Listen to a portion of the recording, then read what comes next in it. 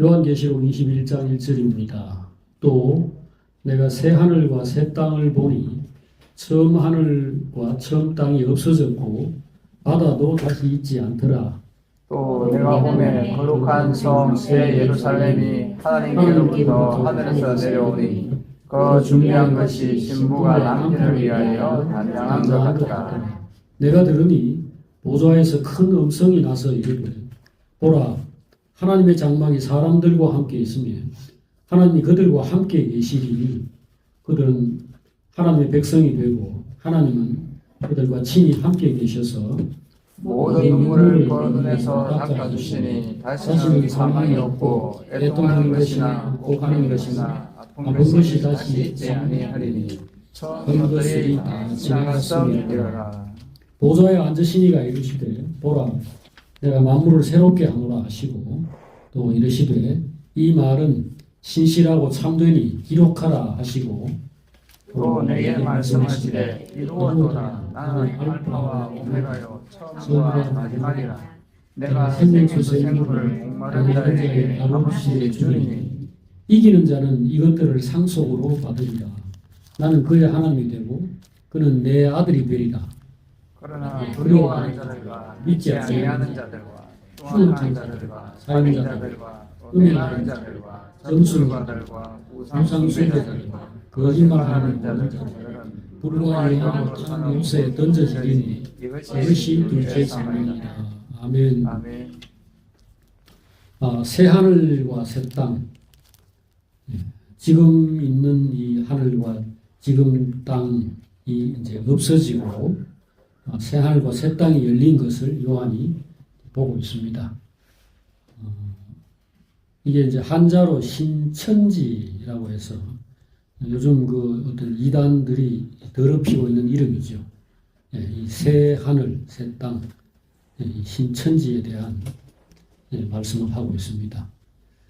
왜 지금 그 신천지라고 하는 게 이단이고 역겨운 그 거짓말쟁이들인가? 그는 불과 유황으로 타는 못에 던져질 자들입니다.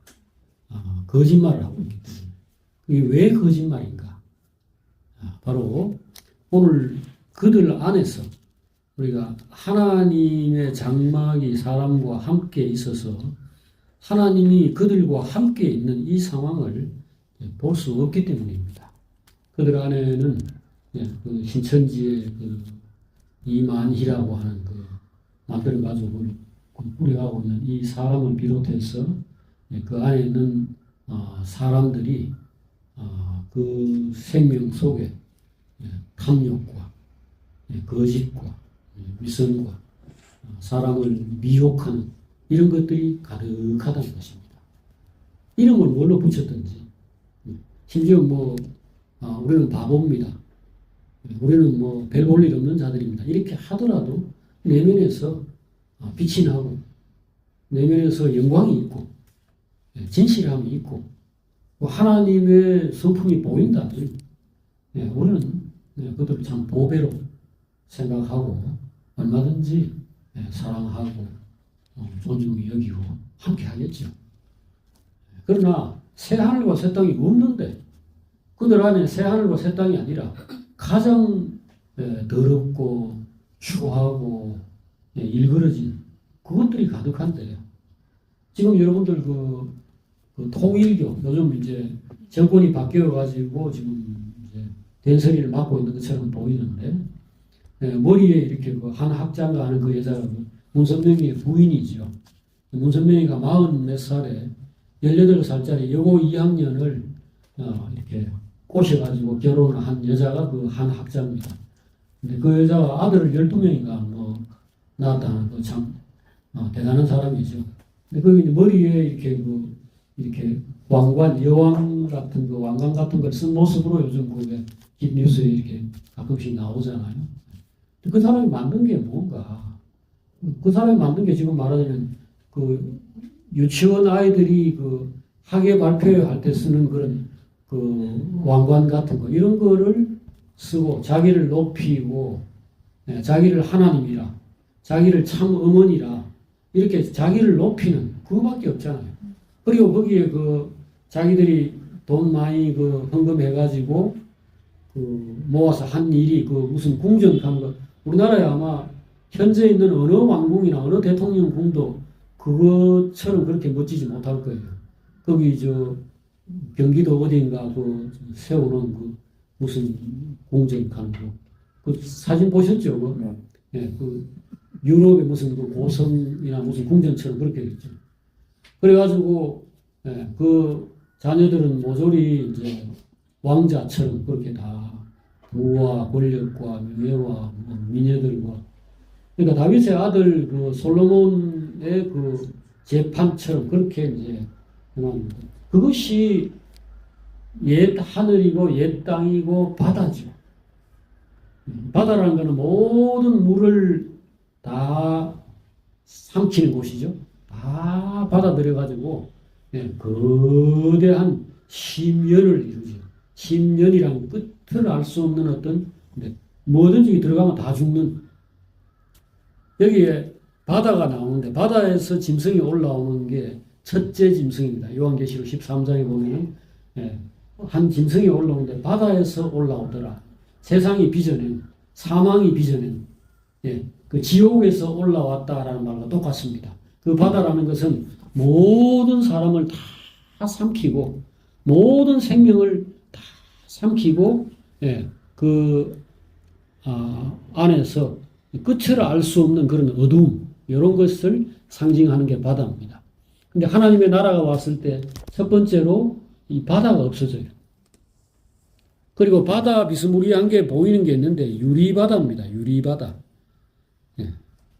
유리바다라는 것은 밑에가 들여다 보이죠. 심연이 아닙니다. 심연이라는 것은 이게 시퍼런 물, 이 검은 물, 빛이 들어가지 않아서 그 밑에 뭐가 있는지 알 수 없고 실제로 들어가면은 죽음이죠. 그 바다에 태평양 깊은 바다에 빠지거나 하면 뭐 죽음이죠.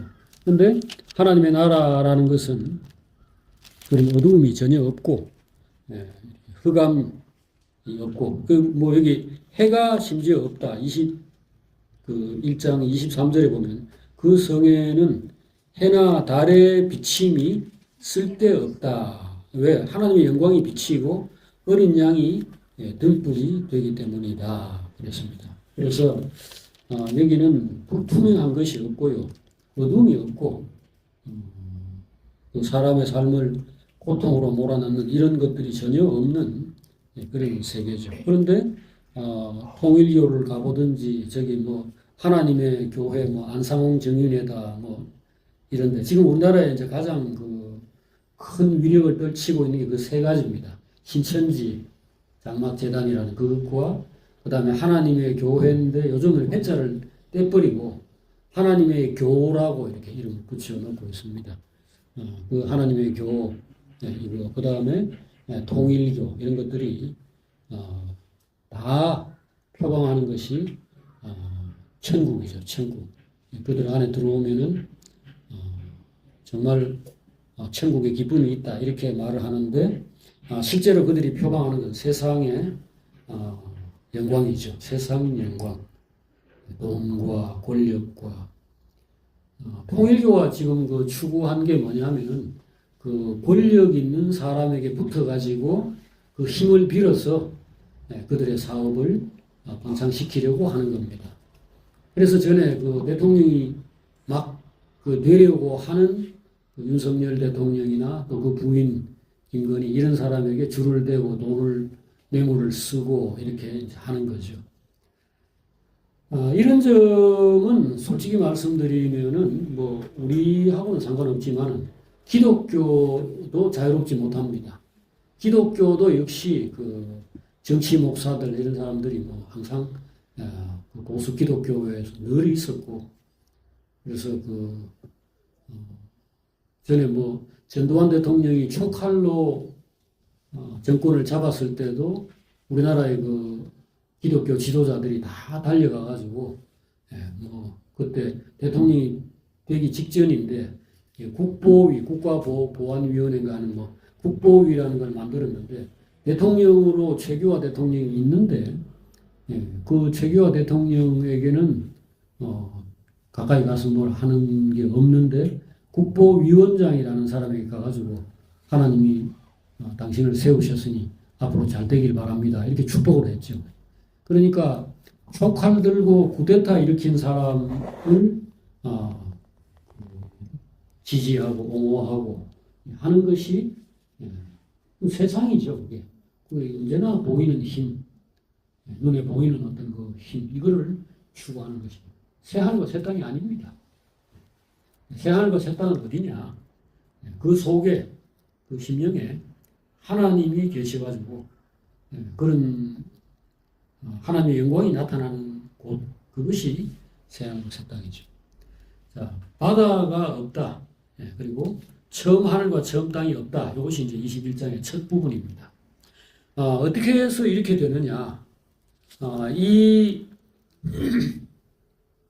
세상을 이루고 있던 사람들이 다 사라져서 그렇죠. 앞에 그 21장에 11절부터 15절 내용에 여기 설명이 되어 있고, 그보다 먼저 앞에 그 20장 10절, 9절, 10절 여기에 첫 번째 배경이 설명되어 있죠. 자, 20장 9절, 10절을 한번 같이 읽겠습니다.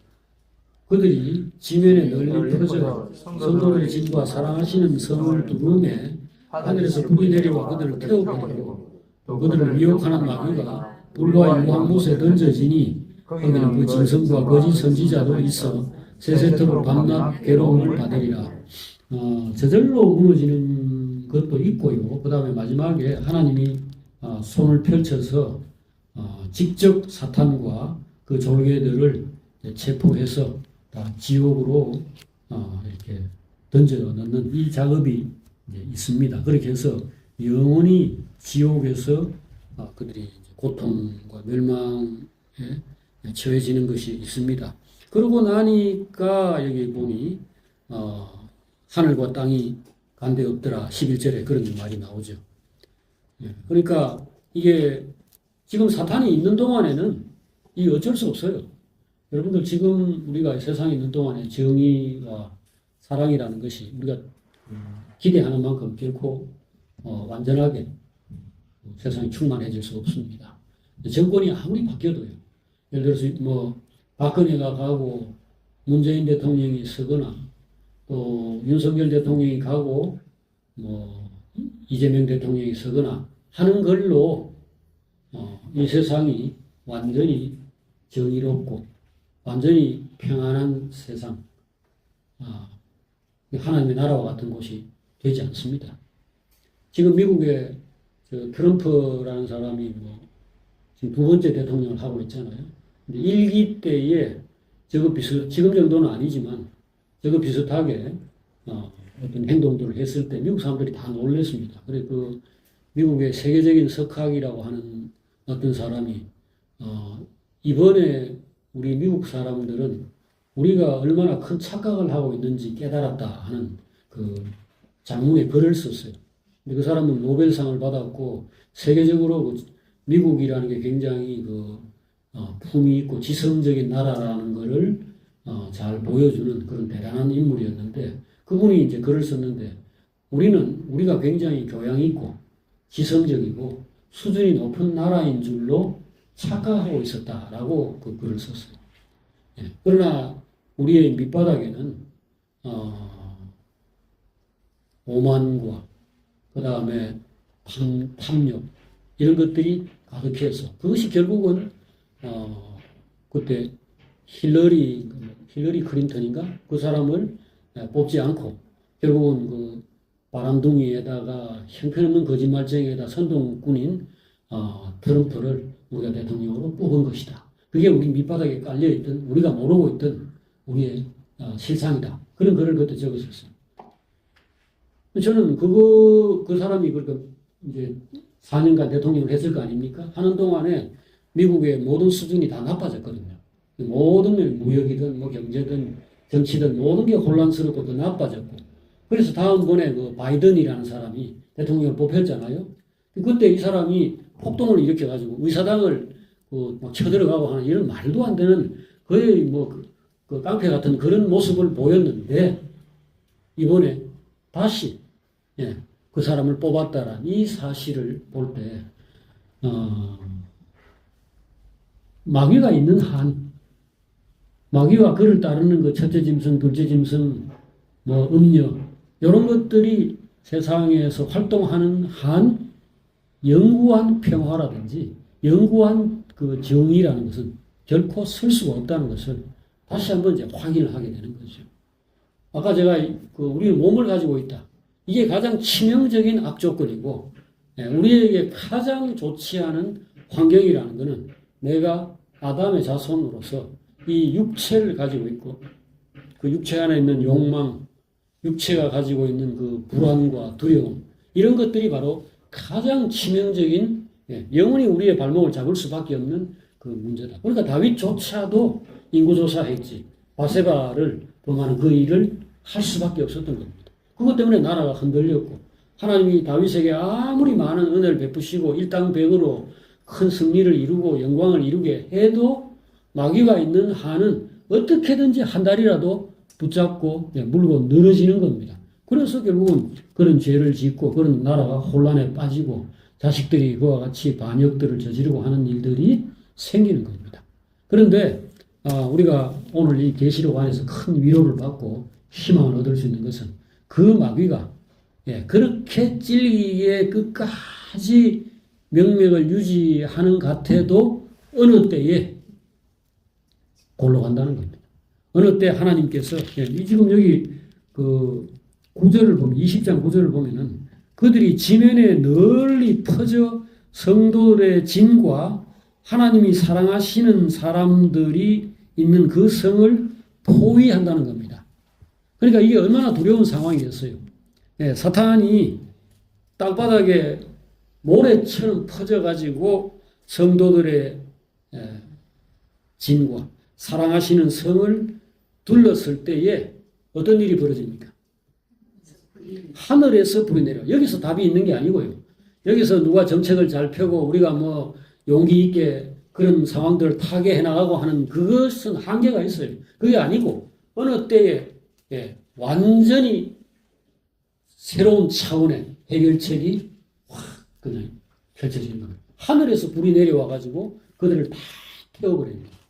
다 태워버리고 그리고 미혹하는 마귀가 사람들을 미혹하는 마귀가 지옥에 던져지는 겁니다. 불과 유황못에 던져지는 겁니다.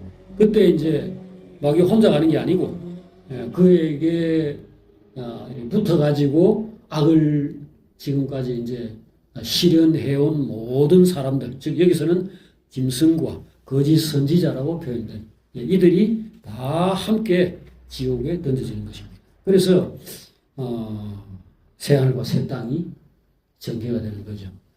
새하늘과 새 땅이 전개되려면 두 가지가 필요합니다. 첫째는 하나님이 우리와 함께 계셔야 돼요. 하나님이 우리와 함께 계셔서 우리의 생명이 되고 능력이 되시고 우리의 힘이 되시고 하는 이 작업. 두 번째는 마귀가 사라져야 합니다. 요한복음 4장에 보면은 그 사마리아 여인이 예수님을 만나는데요. 그 사마리아 여인이 영원히 목마르지 않는 삶을 사는 데는 두 가지가 필요하다는 것을 암시하고 있습니다. 요한복음 4장을 한번 가보겠습니다. 147페이지인데요.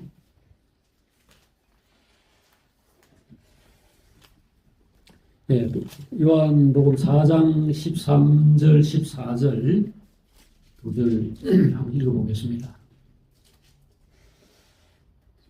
자, 같이 읽겠습니다.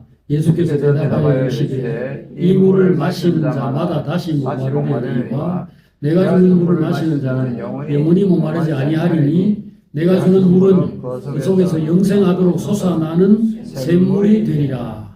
자, 이 여자는 지금까지 물을 이제 뭐 당연히 마셔야 되죠. 그래서 우물가로 이제 물을 길러 나왔습니다. 그런데 이 여자는 낮에 나왔어요. 대낮에 물을 길러 나왔습니다. 여기 보니까 시간이 그 위에 이렇게 나와 있죠. 6시다. 4장 6절에 보면 6시입니다.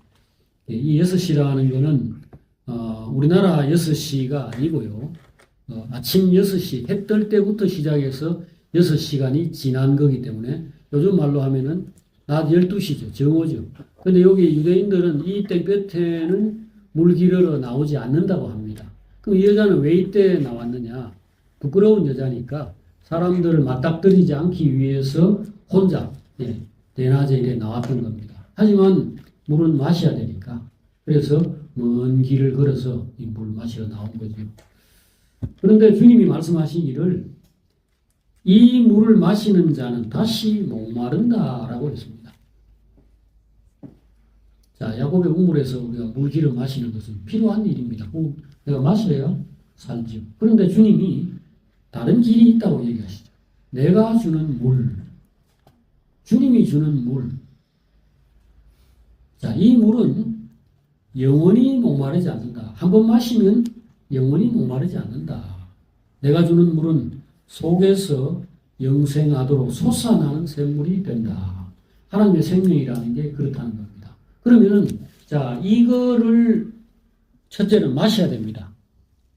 영생을 하고 그 속에서 계속 솟아나는 그런 샘물을 가지고 있으면 이제 인생에서 물 문제는 끝나는 거죠. 근데 그거를 마셔야 이 인생이 완전해진다는 것은 분명합니다. 하지만 만약에 어떤 사람이 지난번에 제가 말씀드린 대로 다시 야곱의 물맛을 잊지를 못해서 계속 마신다. 이러면 그건 계속 또 나와야죠. 오늘 갔는데 내일 또 가야 되고 모레도 또 가야 됩니다. 여러분 지금 하나님의 나라가 이루어지려면요. 우리 안에 두 가지가 일어나야 하는데 첫째는 항상 하나님이 내 안에 계셔야 합니다. 이거는 사람이 일부러 할 수 없는 일이에요. 하나님 먼저 찾아가시고 하나님 그 사람 선택하셔서 함께 하시는 그 하나님의 역사가 있어야 합니다. 근데 오늘 우리는 그걸 받은 사람들이에요. 오늘 우리가 연구해가지고 하나님을 찾았고 그래가지고 하늘 꼭대기까지 올라가서 우리가 하나님 만난 게 아닙니다. 하나님이 우리를 사랑하셔서 우리에게 찾아오셨고 우리와 함께 하시는 겁니다. 그런데 그러면은 내 속에서 영생의 샘물이 솟아나서 아무 아쉬움도 없고 아무 문제도 없고 불안이나 두려움이 없어야 되잖아요. 하나님이 내 속에서 내가 너의 하나님이다. 내가 너의 아버지다. 너는 내 아들이다. 내가 너를 사랑하니까 너는 아무 문제 없다. 자, 하나님이 내 속에서 그렇게 말씀하시고 내가 그 위로를 받고 힘을 받으면서 살아가고 있단 말이죠. 근데 다수의 신자들이 실제로는 결핍과 여전히 두려움과 불안 속에서 어렵게 살고 있다는 겁니다. 그 이유는 뭐냐면은 처음 하늘과 처음 땅이 없어지지 않았기 때문입니다. 다시 말해서 마귀가 그 사람 안에서 계속해서 작업을 하고 있다는 겁니다. 그래서 이 문제가 해결되지 않으면요, 아무리 하나님이 함께 하신다 하더라도 그걸로는 만족이 안 돼요. 제가 어떤 사람들의 이야기를 가끔 듣는데요. 혼자 있을 때에, 결혼을 그러니까 안 했을 때, 혼자 있을 때 굉장히 외롭고 불편한 건 당연하잖아요. 근데 결혼을 했단 말입니다. 했으면 옆에 누군가가 있잖아요. 누군가 있는데, 여러분 그런 소설인가 뭐 시인가 모르겠는데 제목 들어보셨죠? 나는 당신이 내가 곁에 있어도 내가 그립다. 네가 나와 함께 있는데도 네가 그립다. 이거 무슨 소리입니까? 이거는? 그런 심오한 세계를 한번 경험해 보신 분 있으면 말 좀 해보세요. 뭐라고요? 몸만 옆에 있고 마음과 생각과 정신은 서로 다르게 쇼윈도 부부. 쇼윈도 부부. 네. 우리 부부를 말하는 거지. 여기는 몸도 없어요. 아침에 마라톤 하러 나가버리고 반찬인데 혼자 심고. 자, 여기 몸 없는 사람 또 있네. 어디 갔어요? 아니, 어디 갔어요, 진짜? 병원에 깍지고 잡을 일도 없어졌어. 자, 여러분, 이게 내 안에, 예를 들어서 내가 아내나 남편만으로 만족할 수 있다면 그 곁에 있으니까 물론 기능을 정상적으로 하고 있다고 전제로 하고 밥도 주고 사랑한다 하고 좋아하는 관계라고 하고 그런데 내가 만약에 그거 아니고 다른 뭔가를 필요로 하고 있다면 그러니까 우리가 보통 누구하고 같이 산다 하더라도 안에 만족이 없는 것은 내가 기대하는 것이 있단 말입니다. 그게 아내를 통해서든 자식을 통해서든 누구를 통해서 만족이 되든지 간에 그거는 수단이나 통로에 불과하고 내가 필요로 하는 것은 존중과 나를 존중해주고 사랑해주고 이해해주고 격려해주고 공감해주는 것이 필요한 거 아닙니까? 그게 핵심이거든.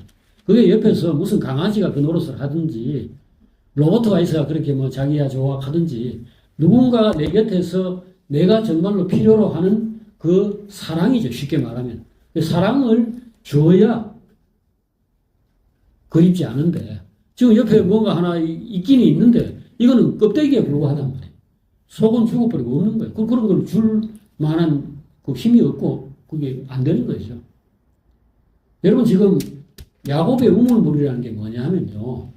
우리가 나면서부터 몸에 익숙해져 왔던 세상 영광입니다.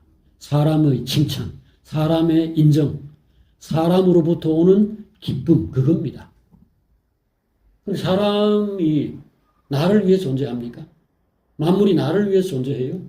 내 남편, 내 아내, 내 자식, 부모 할 것 없이 그냥 서로 돕는 입장이지 그가 나를 위해 존재하는 건 아니잖아요.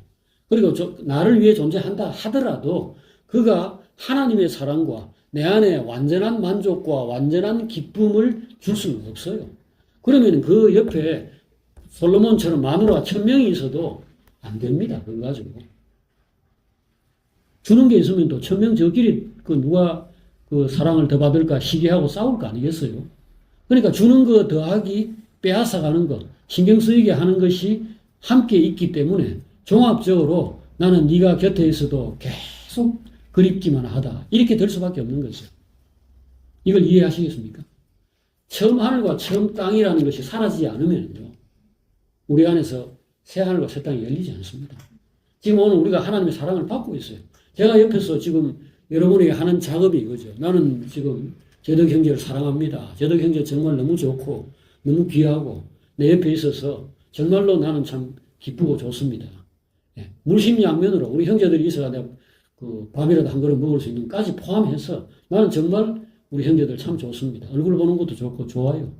자, 그러면 이 안에서 나는 24시간 찬송하고 감사하고 항상 기뻐하고 그래야 되는데 다른 친구들 만나면은 다른 사람들 뭐 더 좋은 집에서 더 좋은 뭐 생활을 하고 있고 나는 오늘 뭐 어디 놀러 갔다 왔다 뭘 했다 우리 자식은 뭐 어디 뭐 무슨 뭐 판사 됐다 뭐 의사 됐다 해서 그러고 앉아 있으면은 나는 슬프게 되지.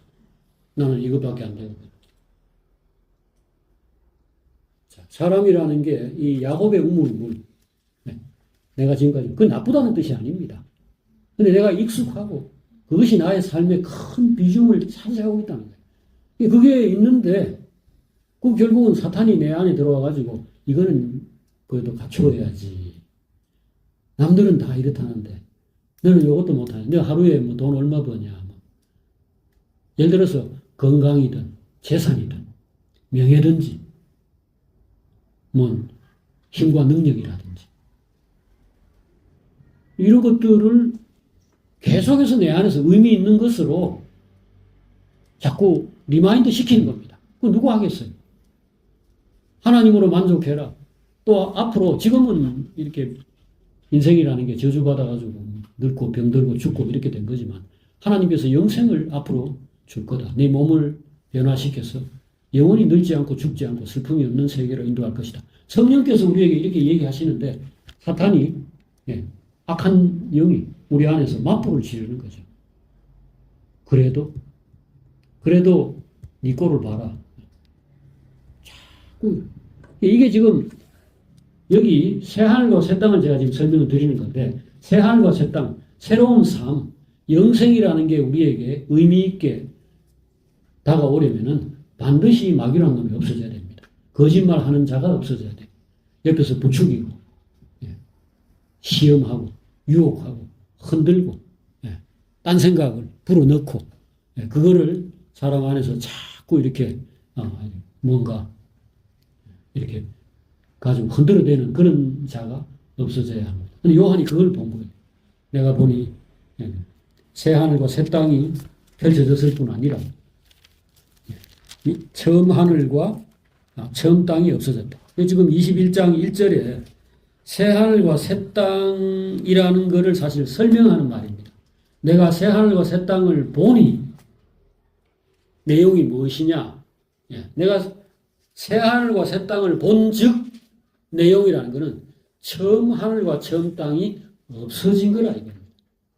여러분들 그 거짓말하는 자라는 게 꼭 여러분이 와가지고 무슨 보이스피싱 그 도둑놈들이나 지금 그 무슨 캄보디아 뭐 이런 사태에서 이렇게 사람 속여가지고 돈 빼앗고 몸 빼앗고 하는 그런 사람만을 말하는 게 아니고요. 우리의 마음에 이 하나님이 우리를 위해서 준비하시고 이루어 가시는 이것을 결국은 유지하지 못하게끔 그것을 바라보지 못하게끔 온갖 종류의 이런 뭔가를 우리에게 던지는 것들이 다 거짓말하는 자들입니다.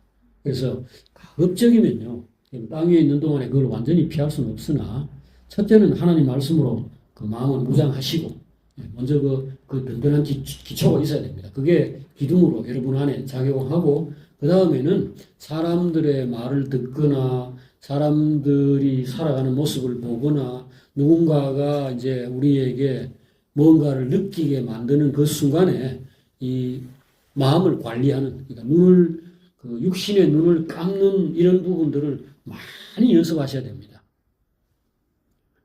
그 주식 투자나 부동산 투자나 이런 그 큰 사업을 하는 사람들의 경우에 그 두 가지 큰 원칙이 있다고 해요. 제가 책들을 읽어보니까 공통적으로 그 얘기를 하던데 첫째는 자기만의 원칙이 있어야 된답니다. 그래서 예를 들어서 밑바닥에서 사야 싸게 사는 거예요. 그러면 아파트 같은 것들이 막 올라갈 때 사는 사람은 이제 끄트머리를 이제 잡게 되는 거죠. 그래서 보면 이제 봉이 되는 거죠. 마지막 그냥. 근데 그 큰 투자를 하는 사람은 막 9.11 테러가 일어나거나 막 폭락을 해가지고 완전히 난리가 나고 코로나가 오거나 이래가지고 좋은 주식이나 좋은 땅 이런 것들이 막 그냥 똥값이 되었을 때 그런 사람들이 하는 말이 심청이가 그 인당수에 치마를 뒤집어 쓰고 퐁당 빠지는 심정으로 뭐 산다 이러더라고요. 그러니까 이거는 미친 짓이다. 이 얼마나 앞으로 더 떨어질지 모르는 그러니까 모두가 공포에 사로잡혀 있을 때에 산다는 겁니다. 그 사람들은 그때 사들이죠. 그럼 시간이 지나 보면은 그게 바닥이었다는 거예요. 그래서 아파트 가격이 10억 하던 게 5억이나 3억이나 이렇게 떨어졌을 때에 이 사람들은 사들이는 겁니다. 그때는 용기가 없어가 대부분의 사람들은 살 꿈도 못 꿉니다. 근데 돈 있는 사람들은 준비 딱 해놨다가 그때 딱 사는 거죠. 그리고 모두 막 너도 나도 막 무슨 시골 아줌마까지도 가가지고 이 뭐 아파트 사고 뭐 주식 사고 이렇게 하려고 할 때 이 사람들은 팔고 나간다는 겁니다. 그거 보통 사람은 못 합니다. 그러니까 이런 게 원칙이죠. 이런 게 원칙이에요. 그 다음에 두 번째는 그게 첫 번째 원칙인데 두 번째 원칙은 뭐냐? 그렇게 하려면은 사람이 미친 사람이 되거나 마음대로 딱 반대로만 행동해야 되는데 감정이 똑같은데 그렇게 할 수 있습니까? 그러니까 이 사람들은 정보를 차단한다는 거예요. 절대로 신문에서 막 과열되고 막 지금은 너도 사야 된다 나도 사야 된다 하고 이때에 여기에 절대로 그 귀를 기울이지 않는다는 거예요. 그리고 공포로 막 폭락해가지고 모두 막 세상이 곧 망한다 할 때도 전혀 신경을 안 쓰고 그래서 이게 뭡니까? 마음을 관리하는 거죠. 자기만의 원칙을 딱. 미국에서 그 굉장히 유명한 그 투자가로 워렌 버핏이라는 그 세계적인 그 투자의 뭐 1인자가 있답니다. 그런데 그분과 또 그 비슷한 몇몇 그 세계적인 투자가들은 지금 우리 돈으로 수백 조의 재산을 가진 사람들.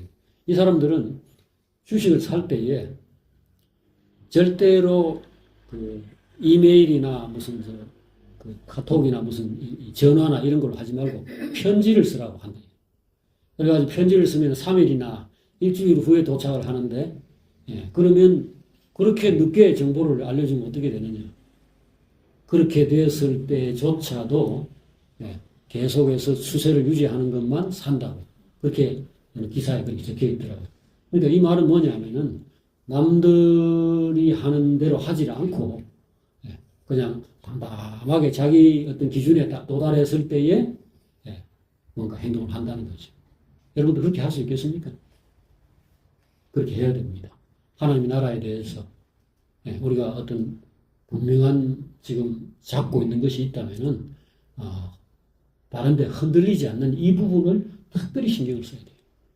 이 언제나 성경은 한 가지만 얘기하지 않고, 그 양면을 다 다룹니다. 여러분들 여기, 야고보서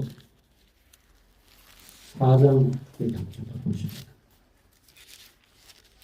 야고보서 4장 7절.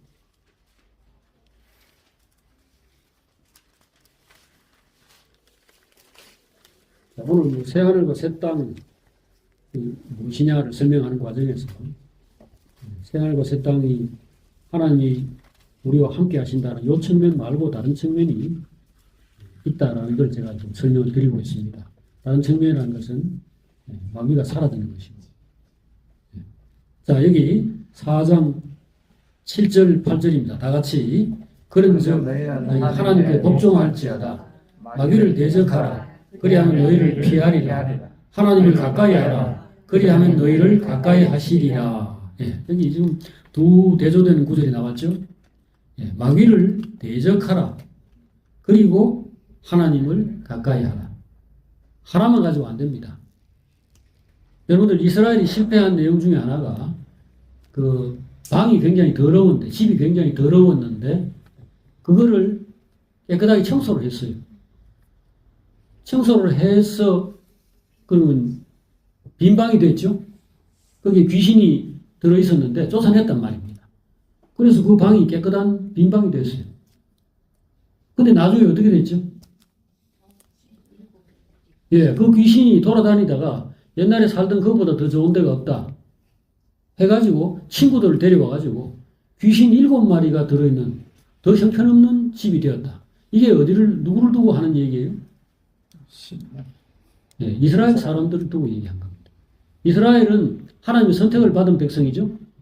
그러니까 주변 나라들이 우상숭배하고 모두 그 악한 것들밖에 모르던 사람들인 상태였을 때 이스라엘은 율법을 알고 하나님 알고 그래서 그 안에, 예, 하나님의 말씀이 들어가고 이래가지고 깨끗해졌단 말입니다. 근데 그 안에 뭘 소홀히 했는가? 뭘 안 했는가? 예, 하나님이 그 안에 들어와가지고 그들의 주인이 되시고 그들의 남편이 되시고 그들의 목자가 되시고 하는 진정한 하나님의, 예, 백성, 정말로 하나님을 사랑하고 하나님으로 속을 꽉 채운 사람들이 되지 못한 겁니다. 그 대신 그들은 뭘 했는가? 우리는 너희보다 낫다. 너희들은 우상숭배나 하고 너희들은 하나님도 모르고 진리도 모르고 약속도 없는 백성인데 우리는 천국 백성이고 우리는 하나님의 자녀들이다. 자랑하는 것밖에 없었던 거예요. 내용은 없고 하나님의 사랑이 흘러나오고 하나님의 여유가 흘러나오고 하나님의 기쁨이 그 속에서 흘러나오는 사람이 되었어야 되는데 그렇게 되지 못하고 자기들끼리 서로 미워하고 싸우고 이기적이고 째째하고 그런 사람으로 남은 채로 다른 이방 사람들에 대해서 너희들은 하나님 백성이 아니고 너희들은 선택받은 백성이 아니다라고 자랑만 하고 있었던 거예요. 그게 빈 방입니다. 비워진 방이라고. 처음 하늘과 처음 땅이 없어지지 아니하면 다시 말해서 속이는 자, 미혹하는 자, 거짓말하는 자가 우리 안에 들어와 가지고 여전히 세상 것을 추구하고 아까 말한 그 야곱의 우물물처럼 이전에 우리가 가치 있게 생각했던 것들을, 예, 추구하는 그런 삶이 그대로 있는 한은 새 하늘과 새 땅이 될 수 없다는 겁니다. 여러분들 그래서 현재 하나님 말씀이 여러분 안에 지금 들어있고요. 지금 여러분들은 그 하나님 말씀 안에서 들어있어서 하나님의 자녀가 된 겁니다. 그리고 그런 같은 은혜를 받은 우리 형제들이 여러분 곁에 있고 여러분의 남편으로 아내로 있고 가족들이 그렇게 함께 있고 그래서 그 안에서 비록 불완전하지만 하나님의 사랑을 서로 주고받고 이렇게 사는 것을 만족하게 생각하셔야 합니다. 우리가 더 부자가 되거나 내가 더 똑똑하고 내가 더 잘난 사람이 되어서 무슨 대단한 그런 지위에 올라가더라도 거기서 이보다 더 나은 무언가를 얻지는 못합니다. 땅 위에서 여러분과 제가 한평생 이렇게 7, 80년이든 8, 90년을 산다면은 이 동안에는 먹고 마시고 또 생활에서 어떤 약간의 수고를 하고 불편을 겪는 이것은 어차피 이 정도는 해야 됩니다. 그래서 아쉽다. 또 어떤 때는 나는 부끄럽다. 이것밖에 못 돼가지고 이렇게 불편하고 힘들게 사나. 하나님 원망스럽다. 또는 누가 원망스럽다. 이런 그 생각에 절대 말려들지 마시기 바랍니다. 여러분과 제가 지금 조금 가난하고 조금 약하게 태어났고 조금 못났든지 아무 상관없습니다. 그런 것들은 어차피 해소될 수 없는 문제예요. 그것을 입증하는 한 사례 중에 하나가 재벌이나 이런 사람들이 왜 그렇게 싸우고 화를 내고 그렇게 편치 못한 생활을 하느냐고요. 돈 있고 권력이 있고 모든 걸 편하게 자기 원하는 대로 할 수 있는 상황인데도 이 내면에 하나님이 우리와 함께 계시며 우리의 슬픔과 눈물과 불안을 해소해주는 이거 없는 한은요 삶이 바뀌지 않습니다. 그냥 50평, 100평짜리 아파트에서 싸우고 밥투정하느냐 아니면 원룸에서 그렇게 하느냐 그 차이밖에 없어요. 오늘 새 하늘과 새 땅에 대해서 말씀을 드렸습니다. 하나님이 우리와 함께 하시는 이것이 첫 번째 구성 요소. 두 번째는 우리 안에서 딴 거 자꾸 기웃거리면서 그걸로 말미암아 여전히 결핍된 사람을 만들어내는 요 환경을 반드시 여러분들이 극복하셔야 된다는 겁니다. 기도하겠습니다. 하나님 아버지 우리를 구원해 주셔서 감사합니다. 그러나 마귀가 여전히 아직은 세상에 있고 그래서 우리가 그의 유혹을 늘 받고 있습니다. 그래서 이 거짓말하는 자 무엇도 만족하지 못하게 자꾸 딴 생각을 하게 만드는 이러한 자가 오늘 우리 안에서 눈만 뜨면 자꾸 뭔가를 생각하게 만들고 그것 때문에 우리의 마음이 우울해지거나 불안해지거나 뭔가 화를 내게 만드는 그런 상황입니다. 하나님 우리가 늙은 것도 괴롭고 아픈 것도 괴롭고 가난한 것도 괴롭고 여러 가지로 살면서 불편한 것들이 있습니다만은 내가 주는 물을 마시는 사람은 영원히 목마르지 않는다는 것. 그 속에서 영생하도록 솟아나는 샘물이 된다고 하신 이것이 우리 안에서 먼저 확실하게 경험되게 해주시기를 구합니다. 우리 형제들 다 성령으로 말미암아서 항상 기뻐하고 항상 감사하고 모든 일에 만족하고 즐거워하는 그런 사람이 되게 하시고 그런 삶을 누리게 해 주시옵소서. 그리고 악한 환경들, 안 좋은 이런 모든 해로운 환경들을 하나님께서 잘 관리해 주시고 막아 주시기를 구합니다. 예수님 이름으로 기도합니다. 아멘.